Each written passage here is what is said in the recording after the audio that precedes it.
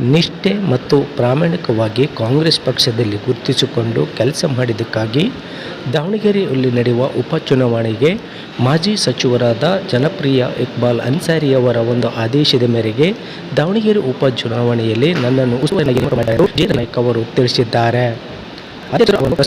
ದಾವಣಗೆರೆ ಉಪಚುನಾವಣೆಗೆ ಉಸ್ತುವಾರಿಯನ್ನಾಗಿ ನೇಮಕ ಮಾಡಲಾಗಿದೆ. ಪಕ್ಷದಲ್ಲಿ ಸಾಮಾನ್ಯವಾಗಿ ನೇಮಕ ಮಾಡಲಾಗಿದೆ. ಜೆ ರವಿನಾಯಕರವರು ಪರಿಶ್ರಮಕ್ಕೆ ಕೈ ಹಿಡಿದ ಕನ್ನಡಿಯಂತಾಗಿದೆ.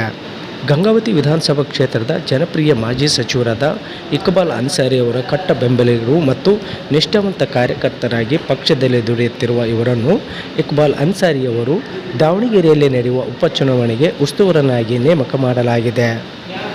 ಈ ಸಂದರ್ಭದಲ್ಲಿ ಕರ್ನಾಟಕ ಸರ್ಕಾರದ ಮುಖ್ಯಮಂತ್ರಿಗಳಾದ ಶ್ರೀ ಸಿದ್ದರಾಮಯ್ಯನವರು ಮತ್ತು ಉಪಮುಖ್ಯಮಂತ್ರಿಯಾದ ಡಿ.ಕೆ. ಶಿವಕುಮಾರ್ ಅವರು ಹಾಗೂ ಕಾಂಗ್ರೆಸ್ ಪಕ್ಷದ ಹಿರಿಯ ನಾಯಕರುಗಳಿಗೆ ಮತ್ತು ಜಿಲ್ಲಾ ಉಸ್ತುವಾರಿ ಸಚಿವರು ಹಾಗೂ ಶಾಸಕರುಗಳಿಗೆ ಜೋಗದ ರವಿ ನಾಯ್ಕ ಅವರು ಧನ್ಯವಾದಗಳನ್ನು ತಿಳಿಸಿದ್ದಾರೆ.